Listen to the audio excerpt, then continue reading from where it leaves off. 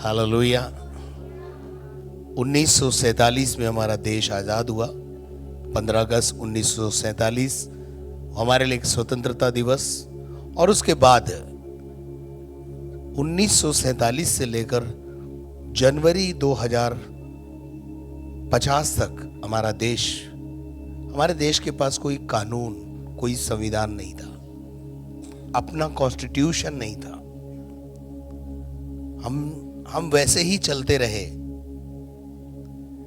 और आपको पता है, जब लॉ एंड ऑर्डर नहीं होता तो आदमी जो मर्जी है कुछ भी करे, कैसे भी चले, कुछ भी खाए, कुछ भी पिए, कुछ भी पहने, कुछ भी ओढ़े।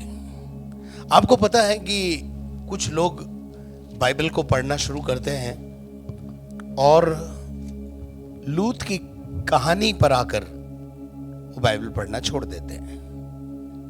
और बाइबल पढ़ना वो इसलिए छोड़ देते हैं, हो ऐसी गंदी बात, ऐसी गलत बात इस धर्मशास्त्र में लिखी है। तो वो घटना क्यों घटी? क्योंकि वहां पर कानून था नहीं।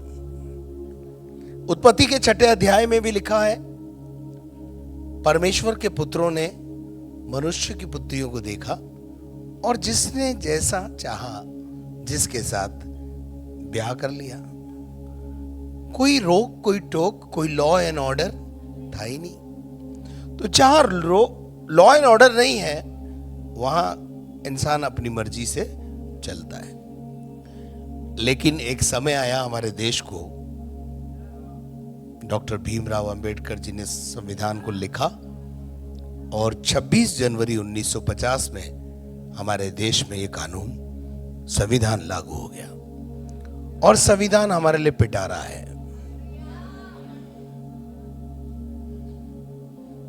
हमें स्वतंत्रता मिलती है।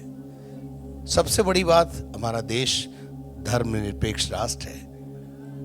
सभी धर्म के लोग मिलजुल के यहां पे रहते हैं, एक दूसरे का आदर सम्मान करते हैं, एक दूसरे की खुशियों में शामिल होते हैं, एक दूसरे की रीति रिवाजों को समझते हैं और उन भावनाओं का आदर भी करते हैं। और इस प्रकार से हमारा देश चलता रहा।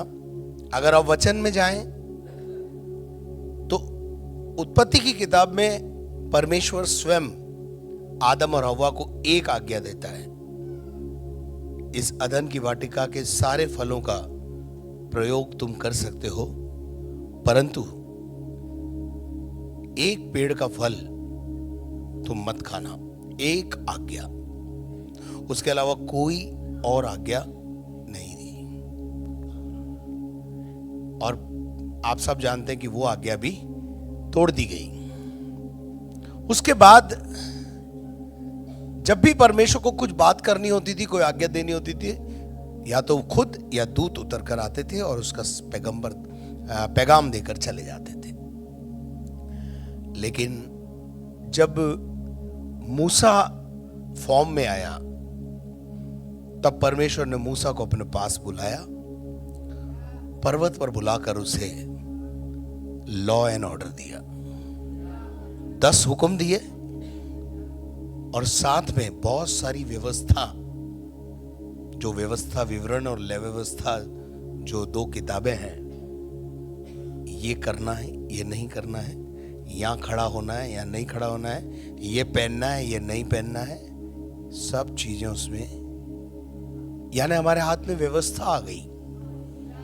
और जब व्यवस्था आ गई तो हमें पाप की पहचान हो गई, गलत और सही की पहचान होने लगी।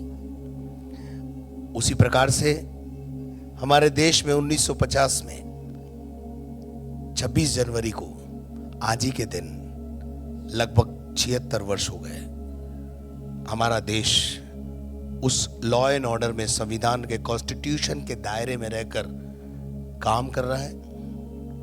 और इसमें कोई दो राय नहीं कि जब अंग्रेज भारत को छोड़कर गए थे, उस समय इन 76 सालों में हमारे देश ने खूब उन्नति की है। हमारा देश प्रगति पर आया है। स्कूल, कॉलेज, आईआईटी, पता नहीं और क्या क्या, हॉस्पिटल्स, इंजीनियरिंग कॉलेज और सब चीजों में जीवन हम देखते कितने क्षेत्रों में, यहां तक कि ऊपर जाने में भी,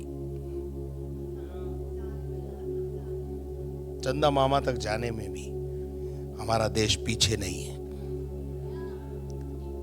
मैं चाहता हूं कि हम अपने देश से प्रेम करें। हालेलुया। ये देश एक बहुत ही विचित्र देश है। ऐसा देश आपको दुनिया में कहीं नहीं मिलेगा, आप जाके देख लेना।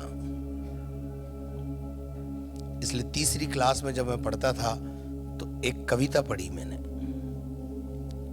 और वो कविता ये थी, एक चिड़िया के बच्चे चार, घर से निकले पंख पसार, पूरब को गए पश्चिम को गए, पूरब से पश्चिम को जाए, उत्तर से दक्षिण को जाए, घूम घाम जब घर को आए, माता जी को वचन सुनाए, देख लिया हमने जग सारा, जग सारा, अपना भारत सबसे प्यारा।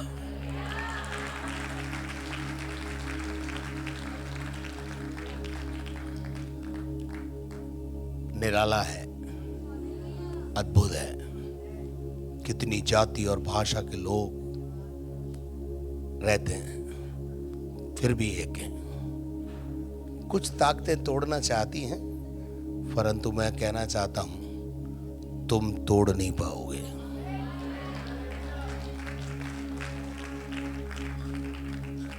क्यों?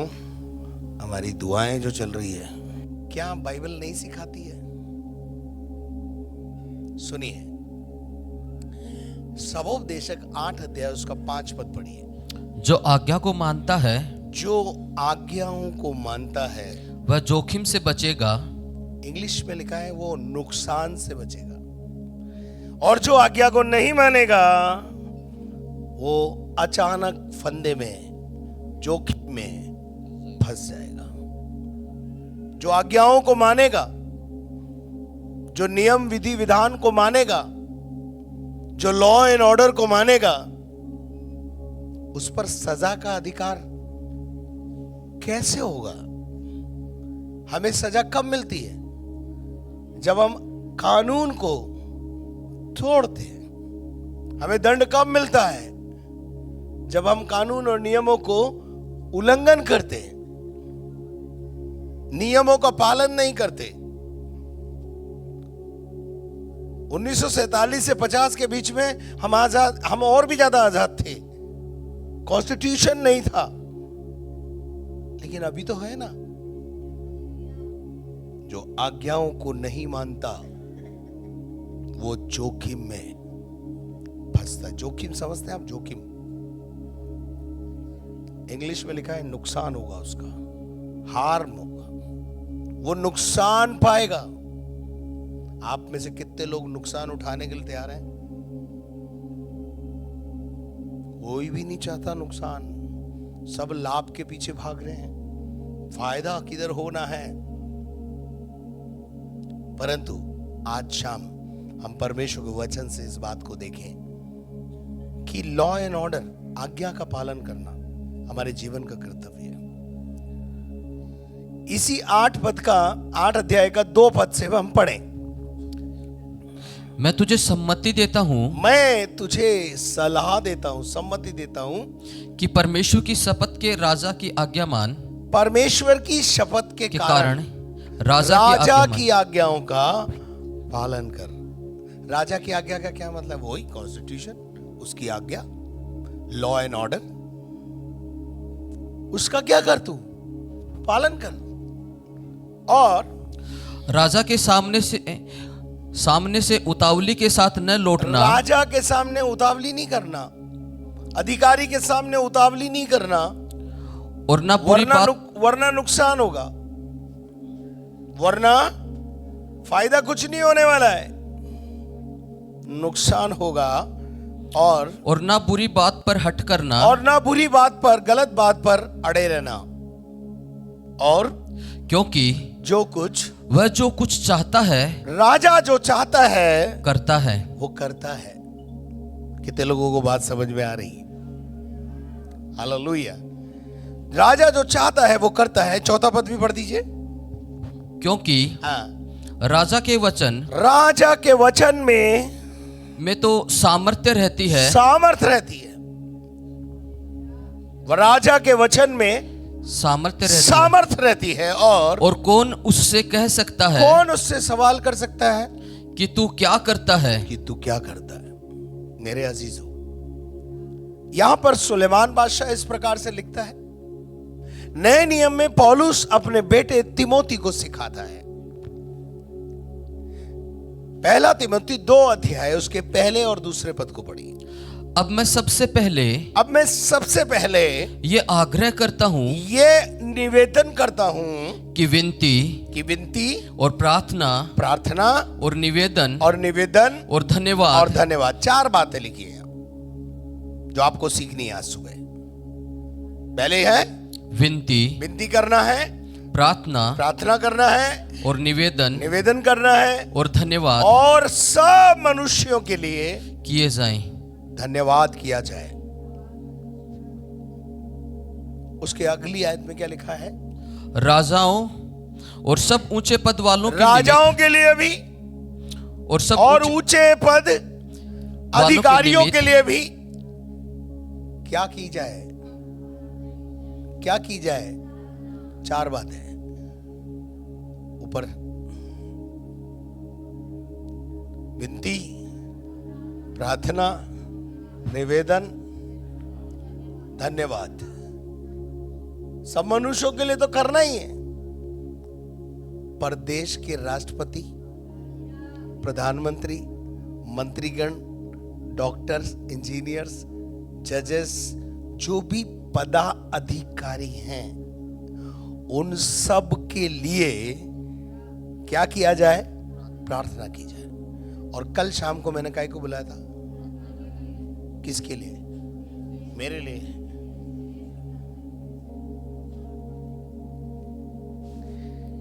क्या जरूरत है यार ये प्रार्थना करने की? दिमाग खराब है पास्टर का? ओ मेरे भाई सुन, उसमें भी तेरी भलाई। इसलिए कि हम विश्राम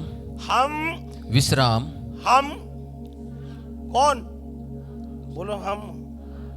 उनके लिए प्रार्थना करोगे तो तुम विश्राम से रहोगे और चैन से रहोगे, नहीं तो वो तुम्हें बेचैन कर देंगे। उनको खुदा खींच के रखेगा तुम्हारी प्रार्थनाओं से, तब तुम चैन से जी पाओगे। तो मैंने आपकी भलाई के लिए बुलाया था, आप आए नहीं। मैंने क्या के लिए बुलाया था आपको? आपके लिए, आपके परिवार की भलाई के लिए बुलाया था कल शाम को। आप 14 अगस्त को आना।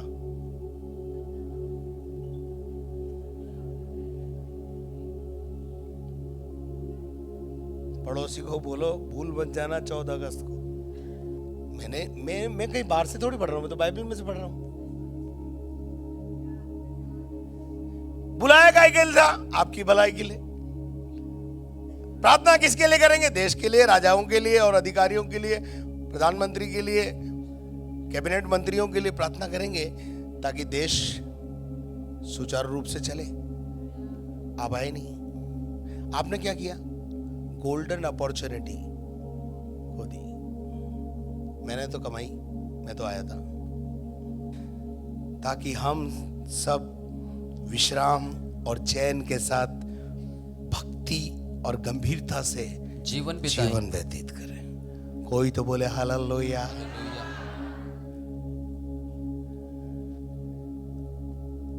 यिर्मयाह की 29 अध्याय उसका 7 पद पढ़िए। यिर्मयाह 29:7। अब जो गलती हो गई तो वो तो अब कुछ नहीं हो सकता, अब सुधार कर लेना आगे। जब प्रार्थना के लिए बुलाएं तो आया करो, आपकी भलाई के लिए बुलाते हैं। परंतु जिस नगर में मैंने तुमको बंदी करा के भेज दिया है, क्या लिखा है? परंतु यिर्मयाह कह रहा है कुछ लोगों को परमेश्वर ने बंदी करा के भेज बंदी दिया करा के भेज दिया, करके नहीं। ये करके और कराके में बहुत अंतर है। कराके का क्या मतलब है? कोई आदमी पीछे काम कर रहा है, करवा रहा है, प्लान के साथ है। आपको पता है ये घटना कहां की है? मैं बताता हूं। बाबुल में, बाबुल की घटना है। बाबुल का राजा नबूकदनेस्सर को पता नहीं क्या खोपड़ी में आया, क्या विचार आया। इसने यरूशलेम में जाकर कुछ जवानों को, कुछ लोगों को बंदी बना लिया और बंदी बनाकर कुछ जवानों को बाबुल ले गया। यह विचार आपको लग रहा होगा नबूकदनेस्सर का है, पर यह विचार नबूकदनेस्सर का नहीं था। यह काम और यह विचार परमेश्वर का था। क्यों? परमेश्वर कुछ करना चाहता है। समझो, आपको जहां परमेश्वर ने रखा है वहां हो सकता है समस्या है, हो सकता है आप समस्या में हैं, और हो सकता है और ज्यादा समस्या बढ़ गई है और आपको ख्याल आ रहा है ऐसा कोई परमेश्वर होता है। भले सत्य वहां जीवन जी रहे थे, इन जवानों के जीवन में क्या विचार आया होगा? आप इमेजिनेशन करें। एक व्यक्ति को गुलाम बना के ले गया, बंदी बना के ले गया, तलवार की नोक पर उठा के ले गया। यूं समझिए आप, इन बंदियों के, इन जिनको लेके गया उनके दिल में क्या विचार आ रहा होगा? मुझे बताइए आप। कहां गया हमारा परमेश्वर? क्यों हम तो वहां भी। ये कौन लोग थे मालूम है? जो पवित्र जीवन जी रहे थे, उनको उठाया। ये गुंडे बदमाश नहीं थे, ये भक्त थे। ये पवित्र जीवन जीने वाले थे। कई बार भक्तों पर जब समस्या आती है तो भक्त भी यही सवाल करता है, ऐसा क्यों कर रहा प्रभु? तू कहां चला गया? सो गया है क्या? नहीं नहीं नहीं, मैं आपको भेद समझाना चाहता हूं। वो सोया नहीं था। वहां से जब उनको उठा के ले गए तो ये लड़के, ये जवान लड़के ऐसा सोच रहे होंगे, वहां अच्छे खासे माँ बाप के साथ रहते थे, पवित्र जीवन जीते थे, रेगुलर चर्च जाते थे, आराधना करते थे, प्रार्थना करते थे। और प्रभु, हमने ऐसी क्या गलती की जो तू यहाँ बंदी गृह में ले आया, या यहाँ पर इस राजा के मन में पता नहीं क्या सूझा जो हमें उठा के ले आया? अरे और थे ना, उनको उठा लाते ना। और मैं आपको समझाना चाहता हूं, यहां लिखा है उनको बंदी करा के भेज दिया है। भेज दिया है, भेज दिया है। काहे के लिए भेज दिया है? उसके कुशल का यत्न किया करो। सुनो सुनो, पहले भेज दिया पर बात कर लेते हैं। भेज दिया है, काहे के लिए भेज दिया है? किसकी योजना है? आपको लग रहा है नबूकदनेस्सर बदमाश है और उठा के ले गया है? ऐसा कोई होता है क्या? एक बात जिंदगी में ध्यान रखना, गॉड अलाउड, कई बार परमेश्वर कुछ परिस्थितियों को हमारे जीवन में अलाउ करता है, उत्पन्न करता है, आने देता है हमारे जीवन में। तो मैं आपसे कहना चाहता हूं, जब परिस्थिति विषम आए तो डरना नहीं, कुछ तो होगा, कुछ तो योजना होगी, ठीक है? और राजा ने उनको वहां लाके रख दिया और एक आदेश और दे दिया, बोला इनको मेरा भोजन कराओ, जो मैं खाता हूं पीता हूं वो इनको खिलाओ पिलाओ, इनको हष्ट-पुष्ट करो, और फिर उसके बाद मैं इनसे बात करूंगा। अभी थोड़े दिन अपने कस्टडी में रखो और जिसको कस्टडी में रखा, जिसकी कस्टडी में रखा, उसने कहा भैया तुमको राजा का भोज करना पड़ेगा। लेकिन वहां पर कुछ जवान लड़के थे जिन्होंने कहा हमें खुदा से कोई शिकायत नहीं है, हम तो थोड़े से टेंशन में आते तो पीने लग जाते हैं। नहीं, इनके लिए तो पीने के लिए बहुत बढ़िया मौका था, मिल भी फ्री में रही थी। क्यों डैनियल भाई? और वो बढ़िया चोखो राज खजाने से मिल रही थी, फ्री। मिलिट्री में फ्री मिलती है थकान मिटाने के लिए, चिंता, घर की चिंता, बीवी बच्चों की याद ना आए इसलिए। यहां फ्री मिल रही है, लेकिन दे रिफ्यूज्ड। इन्होंने क्या कहा? हम वहां भी पवित्र थे, हम यहां भी पवित्र रहेंगे। हम वहां भी आराधना करते थे, हम यहां भी आराधना करेंगे। हमारा परमेश्वर जिस हाल में हमें रखेगा, हम रहेंगे। क्या आपका समर्पण ऐसा है? आप पे तो थोड़ी सी समस्या है, देखो फिर गाड़ गाड़वा लग जाए, हम परमेश्वर को कोसने लग जाते हैं। लेकिन यहां हम कुछ भक्तों को देख रहे हैं, जो सच्चा भक्त होता है वो ऐसा ही होता है।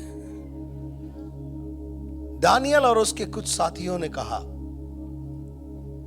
हम वहां भी पवित्र थे, हम यहां भी पवित्र जीवन जिएंगे।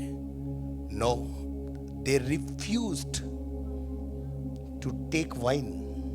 उन्होंने राजा के भोज को लेने से इनकार किया। और ये कठिन था। कैसा था? ये कठिन था, बहुत कठिन था। राजा ने जिसके हाथ में दिया था, आपको पता है जब आप किसी काम को करने के लिए, ना करने के लिए इच्छा रखेंगे, तो खुदा आपके अधिकारी को आप पर मेहरबान बना देगा। वो जो इन जवानों का हेड था ना, भोज का इंचार्ज, बाइबल में लिखा है परमेश्वर ने उसके मन को अपने कंट्रोल में कर लिया और बोला ठीक है भाई, 10 दिन तुमको मैं देखूंगा तुम्हारा परमेश्वर क्या करता है, लेकिन 10वें दिन के बाद 11वां दिन मेरा है। 10 दिन तुम्हारी बात मानूंगा। और 10 दिन में परमेश्वर ने प्रकट कर दिया कि मैं ही परमेश्वर हूं। जो खूब खा रहे थे ना राजा का भोज, उनसे ज्यादा ग्लो भक्तों के चेहरे पर रहता है। समझ में आया? यहां तक समझ में आया? करा के परमेश्वर अपनी योजना के तहत लेके गया था। कुछ दिन बीतने के बाद इनको सरकारी जगह पे रख दिया गया। ये लोग वहां काम कर रहे हैं, सब कुछ बढ़िया चल रहा है। लेकिन वहां पर कुछ दिनों के बाद राजा ने एक आदेश निकाला, एक बहुत बड़ी मूर्ति बनाई और एक राजकीय आदेश निकला कि कोई भी जो इस 127 प्रांतों में जो बाबुल की गुलामी में थे, बाबुल का राज था, वहां पर कोई भी अगर रहता है तो उन सबको इस मूर्ति के सामने झुकना पड़ेगा। और बिगुल बजा, ढोल पीटे और सबने झुककर दंडवत किया। पर भक्त तो अलग होते हैं।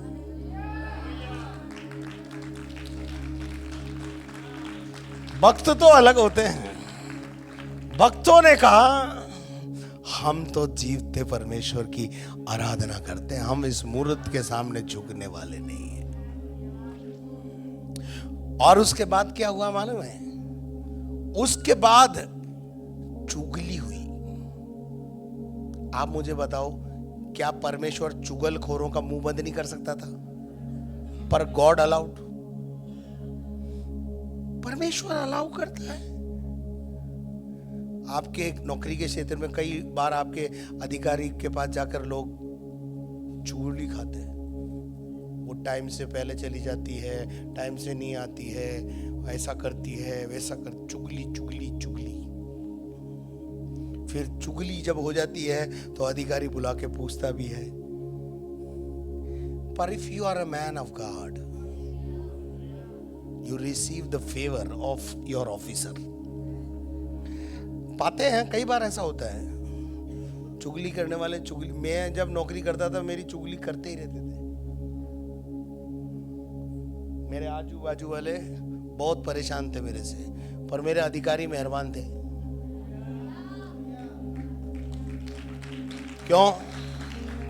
क्यों? मुझे प्रभु ने ऐसा टैलेंट दिया था, आड़े तिरछे काम मैं ही निकालता था, इसलिए अधिकारी मुझसे पंगा नहीं लेते थे। वो बोलते थे ये तो चाबी है। मेरा कहने का मकसद है, कुछ भी होता रहे, परमेश्वर ही अलाउ करता है, और अलाउ किया। चुगली हो गई, बुलाया, भाई तुम्हारे खिलाफ ये चार्ज है कि तुमने मूर्ति के आगे झुका नहीं, फिर भी मैं तुम्हें प्यार करता हूं और मैं जानता हूं तुम लोग अच्छे लोग हो, मैं तुम्हें एक और मौका देता हूं। अंदर से आवाज आ रही है, ओ राजा, मौका वोका नहीं चाहिए हमको,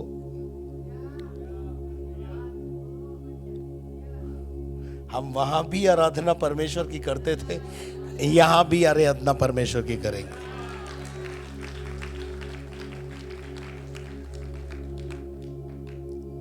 राजा ने बहुत समझाया होगा, पर ये तो भाई साहब है, ये नहीं माने। पता, इसी दिन के लिए परमेश्वर उनको बाबुल में भेजा था। अब समय आ गया, परमेश्वर अपनी योजना पूरी करेगा। समझ में आ रहा है क्या? इसी दिन के लिए भेजे गए थे भाई। और वहां पर राजा से उन्होंने साफ कह दिया, अव्वल तो हमारा परमेश्वर हमारे तेरे हाथ से हमें बचाने की ताकत रखता है, ना बचाए तो मरने को तैयार है, लेकिन झुकने को तैयार नहीं है। खत्म। राजा को और इस बात पे गुस्सा आ गया। राजा ने 7 गुना बट्टी और भड़का दी और उठाया, इन तीनों को बांधा रस्सियों से और डाल दिया। डालने वाले झुलस गए, हो सकता मर भी गया हो, लेकिन ये जब गार्डन में आग में पहुंचे तो दिखे, डाले 3 थे, दिख रहे राजा को 4 है। और राजा घबरा गया। राजा ने बोला, रे मंत्रियों को बुला, इधर आओ, अपन ने डाले 3 थे, ये 4 कैसे हो गए? और चौथे का स्वरूप परमेश्वर के पुत्र के समान, बचाने वाला पहले से आग में मौजूद था।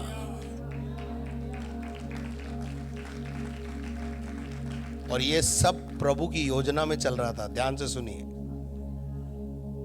गुलामी में उठा के ले जाने से लेकर आज परमेश्वर की योजना पूरी होने जा रही है।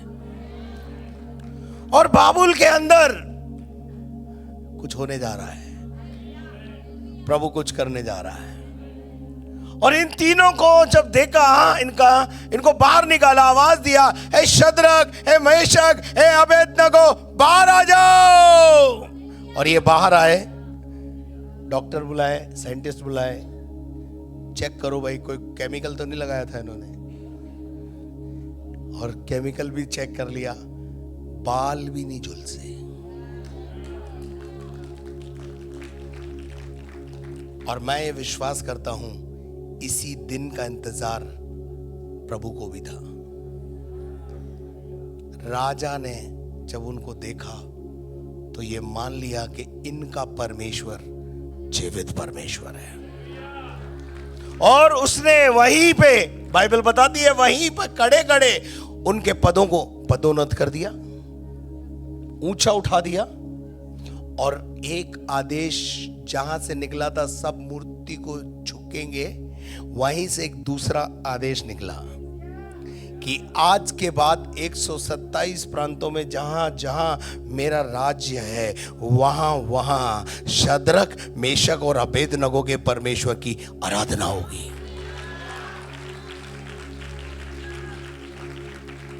ये योजना थी परमेश्वर की। आज दोपहर में आप यहां पर है ना, इस जमाने के शद्रक, मेशक और अबेदनगो और दानियल मेरे सामने बैठे हुए हैं। Why you are here?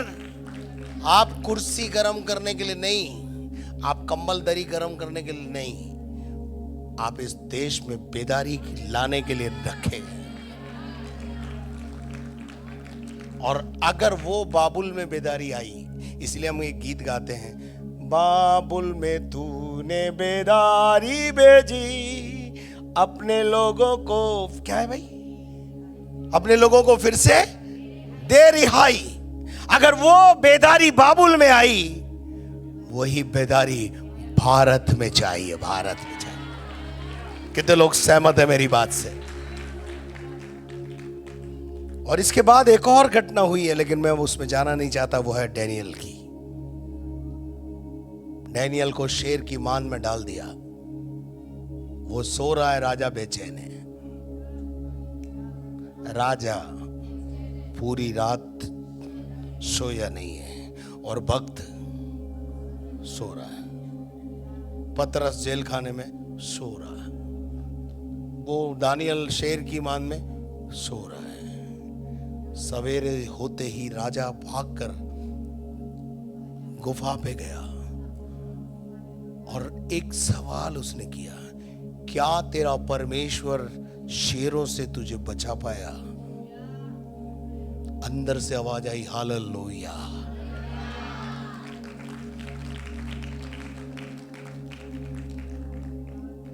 और राजा ने उनको, दानियल को बाहर निकलवाया और जिन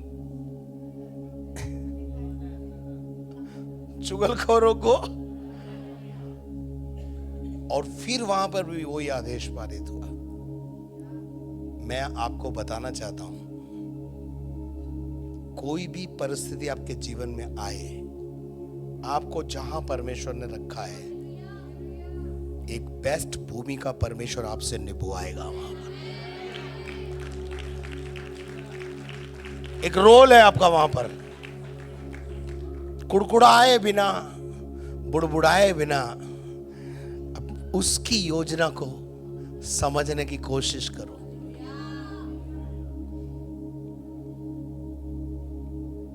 बंदी करा के, ये जो करा के शब्द है ना, इससे मेरी बुद्धि काम कर गई। मैंने बोला कराके का क्या मतलब है प्रभु? इसका मतलब यह है आप बाबुल में बेदारी लाना चाहते थे, इसलिए आपने बाबुल के अंदर उन जवानों को वहां पर भेजा और वो जवान बाबुल की बेदारी का कारण बन गए। इसलिए प्रभु आपको यहां लेकर आया है कि भारत की बेदारी का कारण बनने पाए। Hallelujah, hallelujah. और उसके बाद लिखा है कि वहां परमेश्वर ने उनको भेजा, उसके कुशल का यत्न किया करो। इनको यह शिक्षा दी गई कि जिस जगह परमेश्वर ने तुमको रखा है, उसके कुशल में तुम्हारा कुशल है, भारत के कुशल में हमारा कुशल है। नहीं आई समझ में?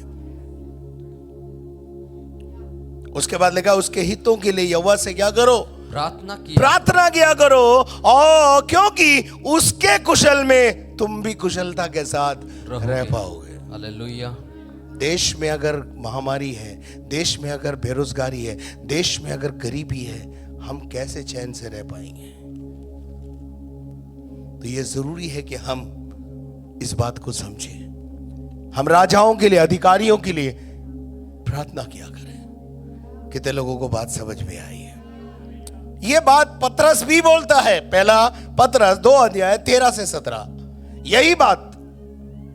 प्रभु के लिए मनुष्यों के ठहराए हुए, प्रभु के लिए मनुष्य के ठहराए हुए हर एक प्रबंध के अधीन रहो। परमेश्वर, प्रभु के लिए मनुष्य के ठहराए हुए हर एक प्रबंध के अधीन रहो। अधीनता स्वीकार करना सीखो। एक बात जिंदगी में ध्यान रखना, जो किसी के अधीनता में नहीं रहता उसकी अधीनता में भी कोई नहीं रहता। क्योंकि सिद्धांत यह है, जो इंसान जो बोता है वही काटेगा।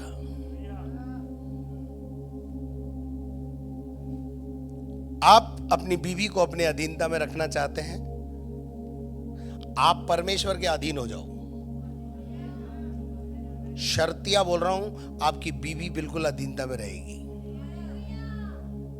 मां बाप अपने बच्चों को अधीनता में रखना चाहते हैं, तो आप मां बाप परमेश्वर की अधीनता में आ जाओ, आपके बच्चे आपकी अधीनता में आ जाएंगे। ये फॉर्मूला है, आप इससे डिनाई नहीं कर सकते हो। जिस किसी के नीचे परमेश्वर ने आपको रखा है, दीनता से रहो।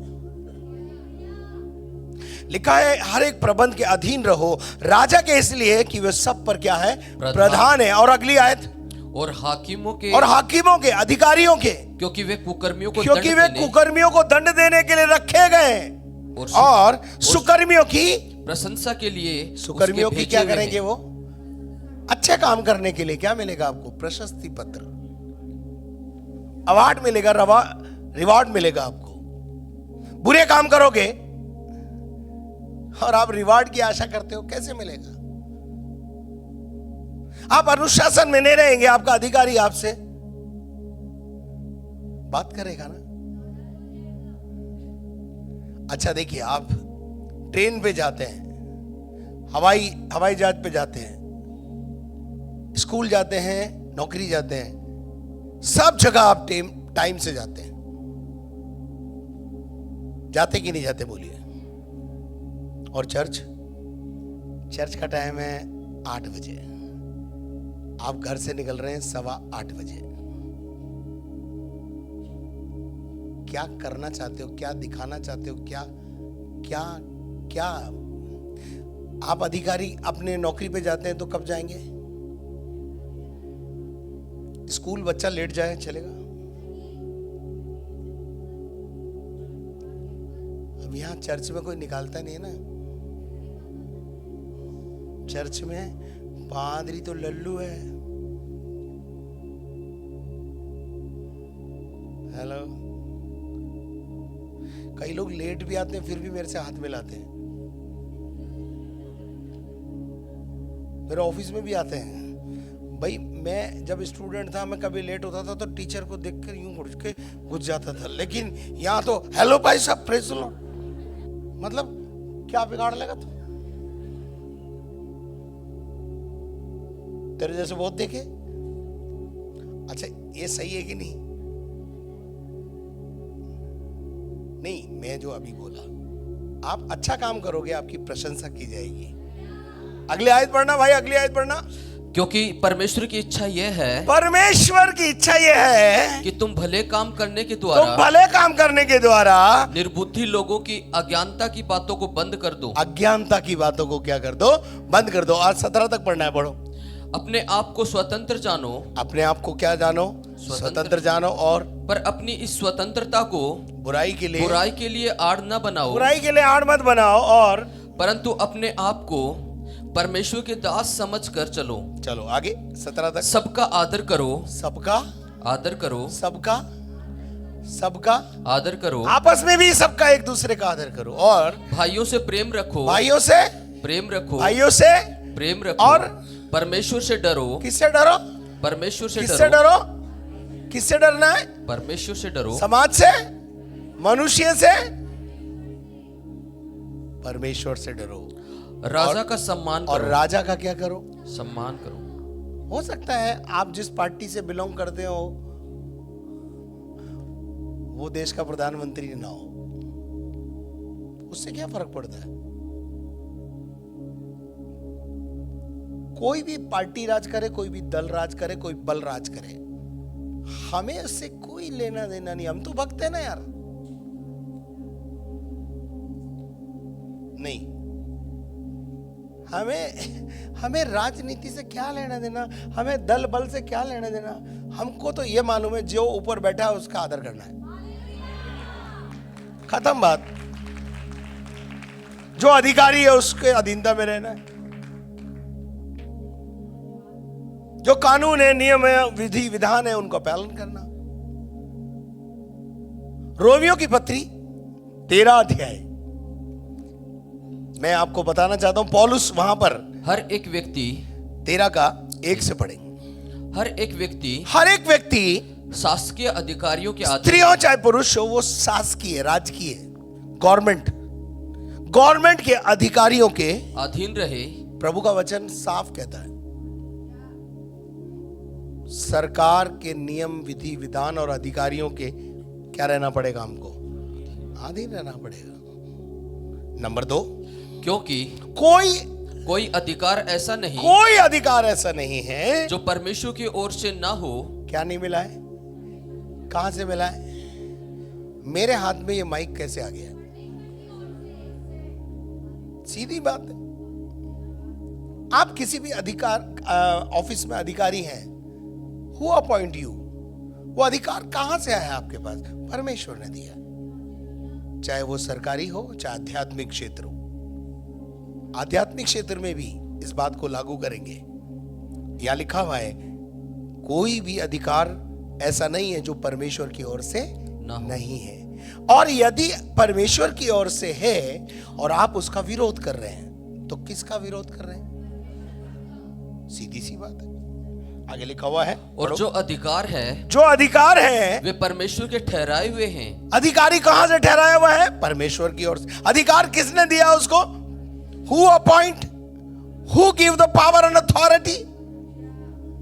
परमेश्वर। उसके बाद इसलिए जो कोई अधिकार का विरोध करता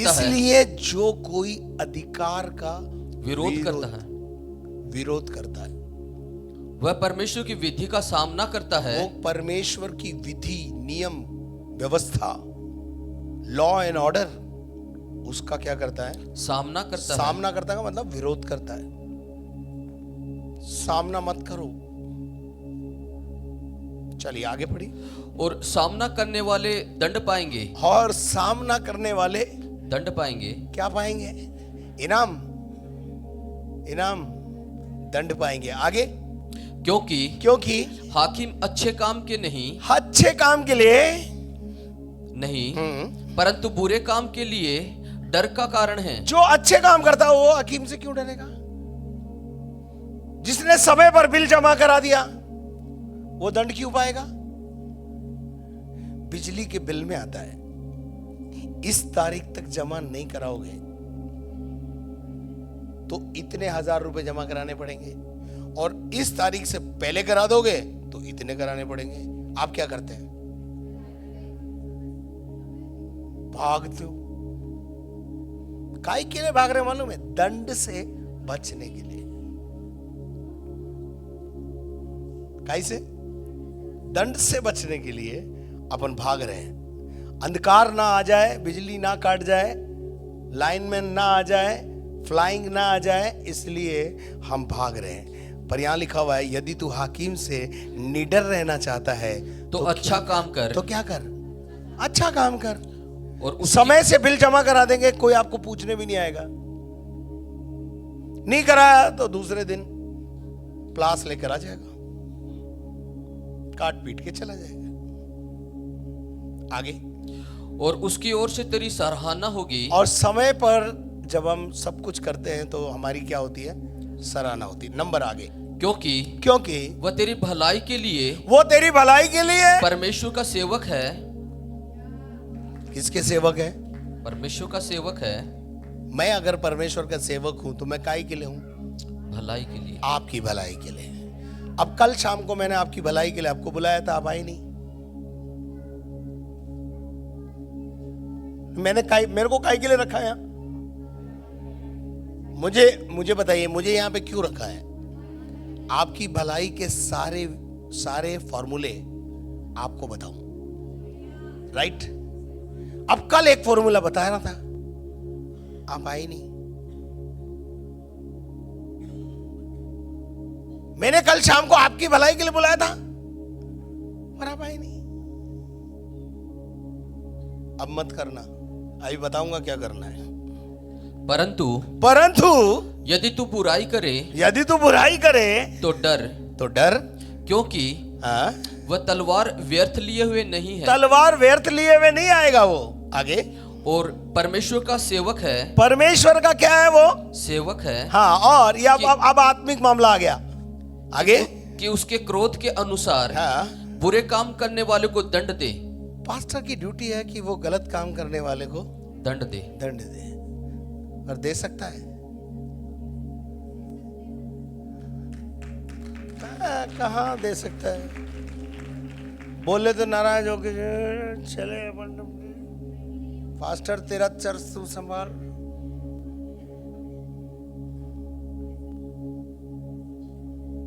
कुछ लोग ऐसे हैं जो डांट खा के भी यही हैं। बहुतों को बहुत डांटा है मैंने, बहुत डांटा है, लेकिन वो बोले कि कहां जाए, जीवन की बातें तो तेरे ही पास है। कहां जाए भाई साहब, अच्छी आराधना तो यही है।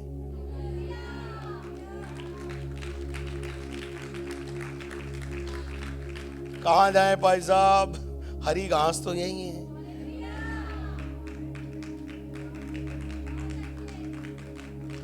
तो प्रभु का वचन कहता है इसलिए बुरे काम करने वाले को दंड दे। अच्छा, 5वीं आयत पढ़िए। इसलिए अधीन रहना न केवल उस क्रोध के डर से आवश्यक है, क्रोध की वजह से नहीं, वरन विवेक भी यही गवाही देता है। आपके पास विवेक है?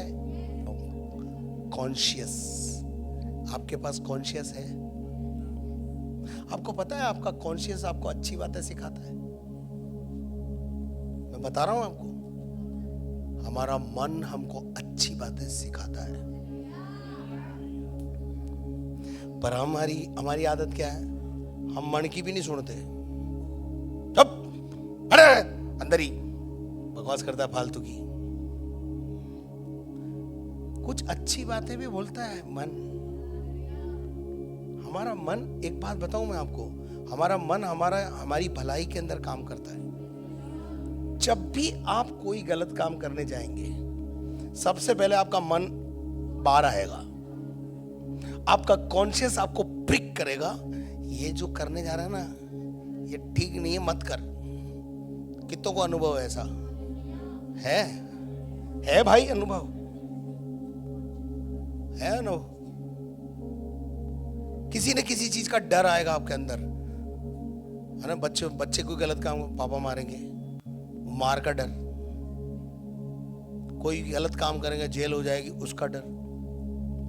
कॉन्शियस आपको, आपका विवेक आपको हमेशा गलत काम करने से रोकेगा।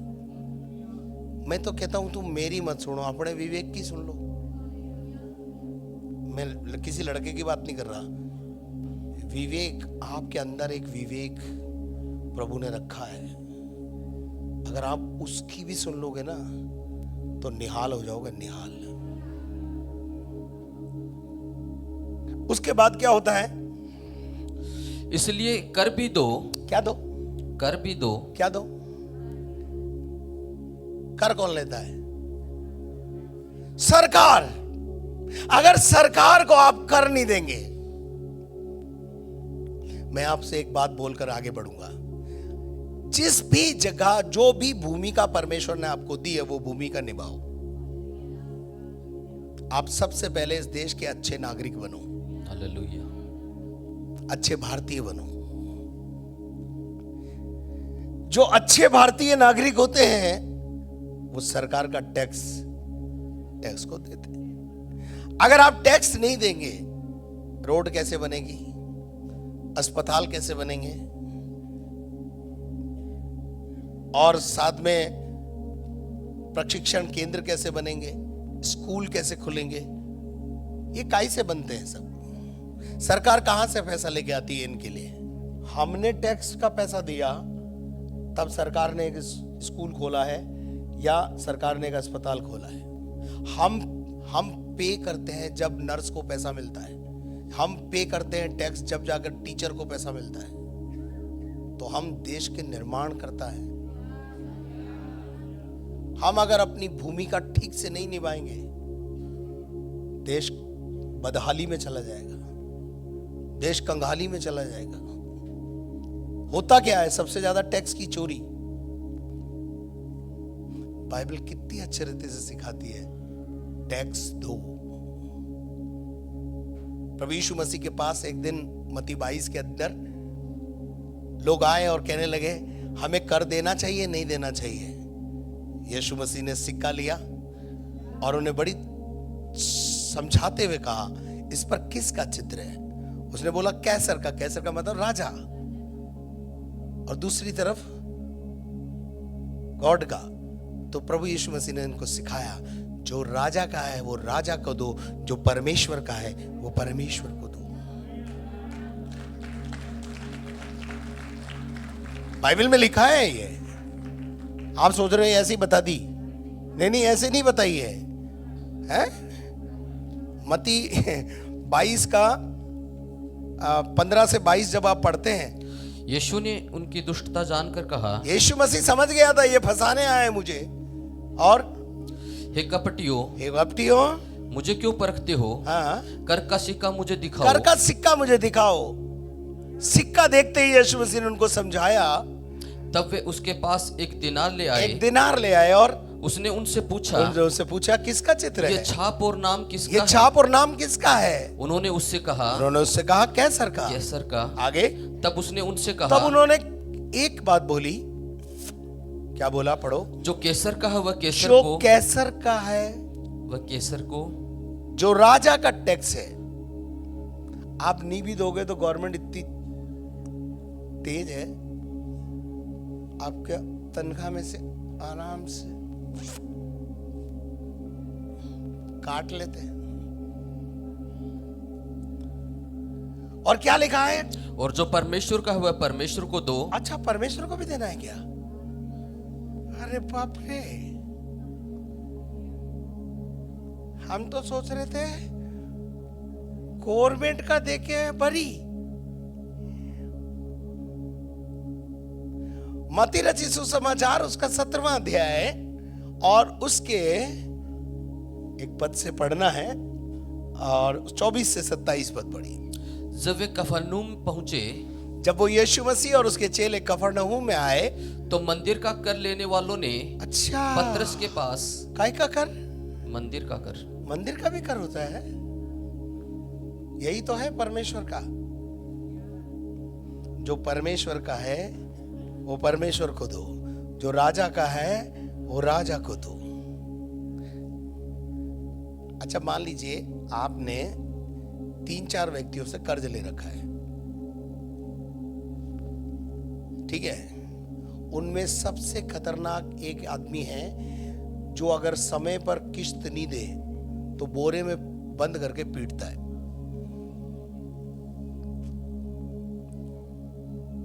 और एक हमारे जैसा है, दे दिया तो ठीक है, नहीं कोई बात नहीं, अगले महीने देती हूँ। अच्छा, ऐसे भी होते हैं लीलियंस।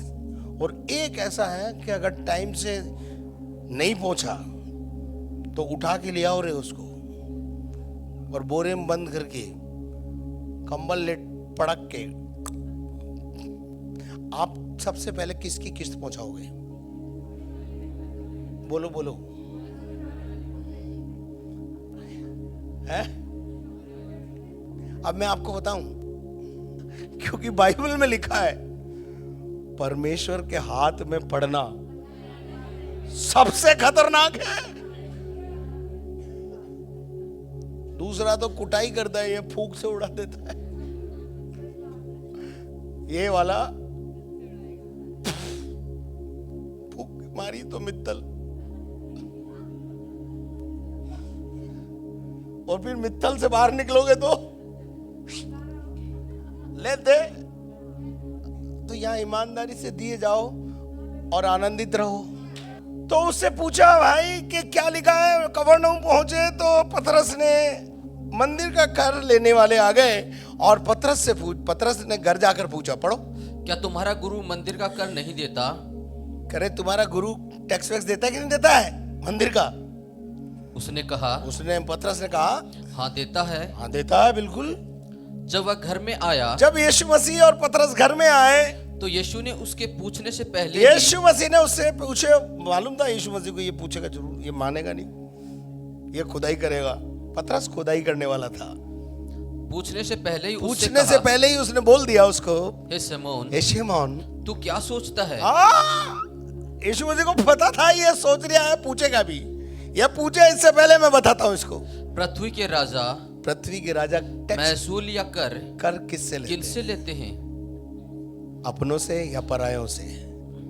पतरस ने बहुत अच्छा उत्तर दिया, परायों से। अपनों से कौन लेगा? आगे तो पुत्र बच गए, तो भी इसलिए कि वो ठोकर न खाए, हम उन्हें ठोकर ना खिलाएं। हाँ, तू झील के किनारे जा, बंसी डाल। क्या डाल? बंसी डाल। और जो मछली पहले बंसी डाल का मतलब कांटा डाल, जाल नहीं, कांटा डाल। और जब तू कांटा डालेगा, और जो मछली पहले निकले, तो एक मछली पहले निकलेगी। पहले जो मछली निकले उसे ले और उसका मुंह खोलने पर तुझे एक सिक्का मिलेगा। उसी को लेकर मेरे और अपने बदले उन्हें दे देना। अब आप कैसी मछली हैं?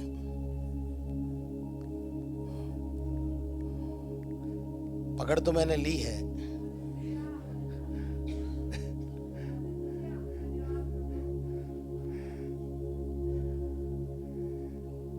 खुदा से बोलो, खुदा मैं ऐसा इमेजिन करता हूं, सुनिए ध्यान से, कि जब पतरस ने बंसी डाली होगी, तो पतरस की बंसी डालते ही ढेर सारी मछलियां उसकी ओर जाने लगी होंगी। तो जो अंदर एक मछली थी ना, उसने सबको रोक दिया, स्टॉप।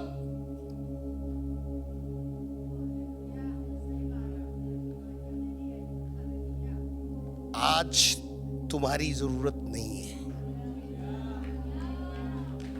अंदर हो रहा है ये, सागर के अंदर, झील में हो रहा है या ये कार्यक्रम, आज मुझे जाने दो। यीशु को मेरी जरूरत है।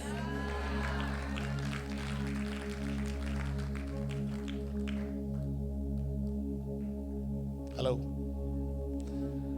आपको हमें ऐसी मछली बनना है। तुम नहीं, आज प्रभु को मेरी जरूरत है। हालेलुया। कितने लोग तैयार हैं? फिर उसके बाद वापस वहां आएंगे रोमियो की पत्री में। इसलिए कर भी दो। क्या दो? कर भी दो। कर भी दो। कर क्या है? टैक्स, मंदिर का टैक्स, सरकार का टैक्स। तो सरकार से तो हम डरते हैं, नहीं दिया तो बुलडोजर।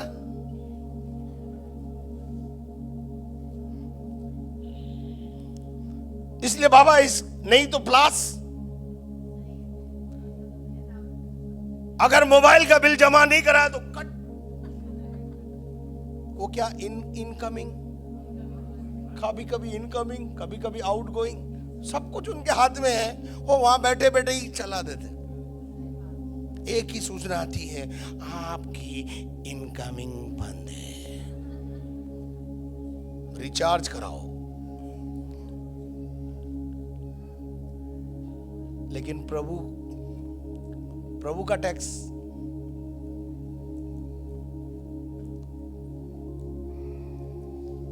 आप मुझे एक बात बताइए कि यदि आपके घर में बच्चे काम करते हैं, 40,000 रुपए कमाते हैं, टिफिन कहां से लेके जाते हैं? घर में से।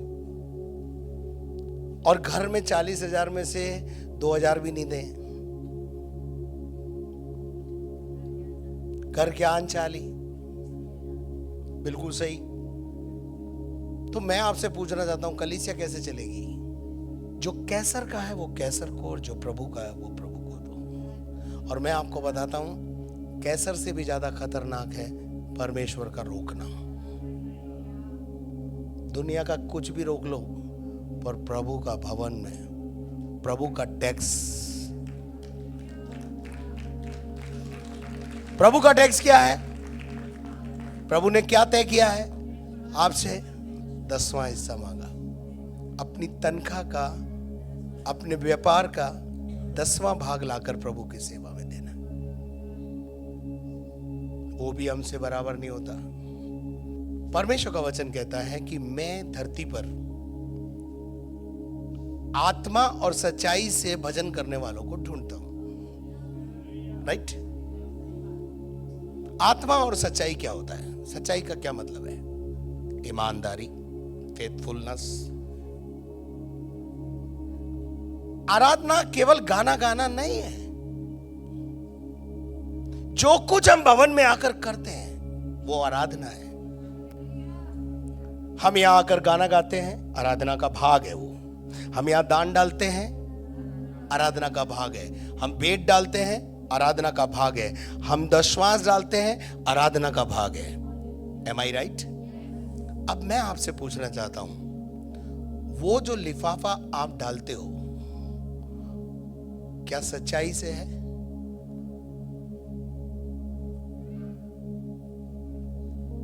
उस लिफाफे में सच्चाई है या झुटाई है?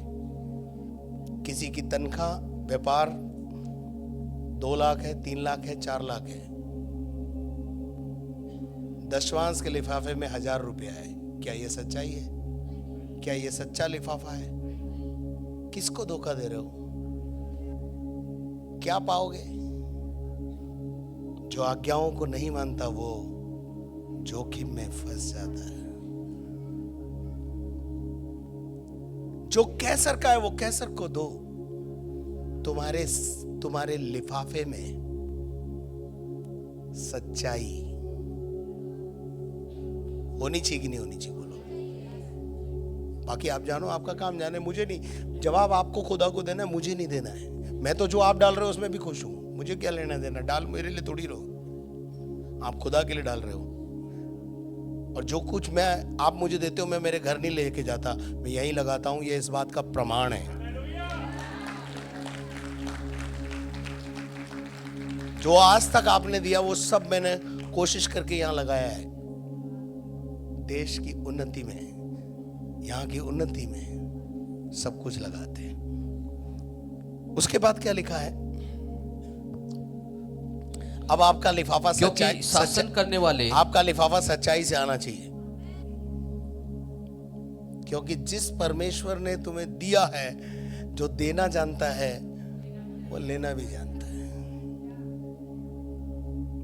उसके बाद लिखा है कर दो, क्योंकि शासन करने वाले परमेश्वर के क्या हैं? सेवक हैं। परमेश्वर के सेवक हैं। अगर परमेश्वर के सेवकों का भाग नहीं मिलेगा तो सेवक कहां जाएंगे? खेत में, मैदान में, मेडिकल स्टोर पे।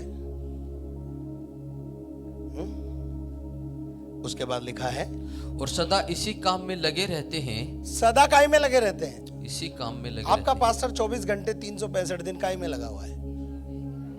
अच्छे देश के अच्छे नागरिक बनो, एक अच्छे विश्वासी बनो। ये मेरी दुआ है खुदा से। आप तैयार हैं? आज 26 जनवरी है। हम इस बात का निर्णय लें, इसलिए हाँ, हर एक का हक चुकाया करो। हर एक का हक चुकाया करो। बाइबल में ऐसा भी लिखा है, पौलुस कहता है पुरुष अपनी पत्नी का हक, और पत्नी अपने पति का हक, और बच्चे अपने माँ बाप का हक, और माँ बाप अपने बच्चों का हक चुकाया करें। तो मुझे बताइए, हमारा कोई हक नहीं है तुम्हारे ऊपर? नहीं, तुम्हारा ही हक है। हम अपने अधिकारों के प्रति बहुत जागरूक हैं। हमारा अधिकार है। कर्तव्य क्या है? इस देश में आप अधिकार से रह रहे हैं क्योंकि आप इस देश के नागरिक हैं। तो एक नागरिक होने के नाते फिर कर्तव्य, आपका कर्तव्य भी है। मैं जानता हूं कि आज के लेक्चर से मैं कितने लोगों में ये जागृति उत्पन्न कर पाऊंगा? पर अगर आप में जागृति आए तो आप बहुतों को जगाने के लायक बन जाएंगे। हालेलुया। आशा करता हूं आपको ये बातें समझ में आ रही होगी। 7 पद तक कर देना इसको। जिसे कर चाहिए, जिसे कर चाहिए, जिसे कर चाहिए उसे कर दो, उसे कर दो। जिसे महसूल चाहिए, जिसे महसूल चाहिए उसे महसूल दो। जिसे डरना चाहिए, जिससे डरना चाहिए उससे डरो, उससे डरो। जिसका आदर करना चाहिए, जिसका आदर करना चाहिए उसका आदर करो, उसका आदर सम्मान करो। और बाइबल कहती है तुम्हारे अगुवे दुगने आदर के योग्य। दुगना छोड़ हमें सिंगल भी नहीं मिलेगा, हम कहां जाएंगे? क्यों नेहमिया के जमाने में लोग जिनको परमेश्वर की सेवा के लिए लगाया था खेतों पे भाग गए? क्यों भागे? क्योंकि लोगों ने दशमांश देना जो ठहराया था, जो सिखाया था, नेहमिया सिखा के गया था, पर लोगों ने नेहमिया की बात, और इसलिए जब नेहमिया दोबारा आया तो एक भी खादिम वहां नहीं मिला। पढ़ लेना नेहमिया के 13वें अध्याय में।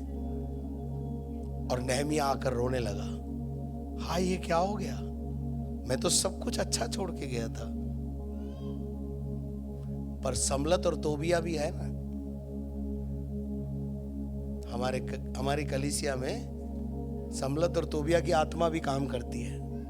मत देना, क्या जरूरी है? कभी कभी सफीरा की आत्मा भी काम करती कभी कभी। इतना क्यों देना है? मैं इतना कहना चाहता हूं, आप सब अपनी अपनी भूमिका, रोल ईमानदारी से अदा करो। बरकत नहीं है ना तनख्वाह में। खुदा के सामने तनख्वाह को रखकर खुदा से बोलो, खुदा मुझे इस पर बरकत दे, मुझे बरकत चाहिए तेरी। I tell you, He will bless you. आइए अपने स्थान पर खड़े होकर हम प्रभु से कहें, प्रभु आज इस गणतंत्र दिवस पर हमने जो सीखा है, जो कैसर का है वो कैसर को दे, जो परमेश्वर का है वो परमेश्वर को दे।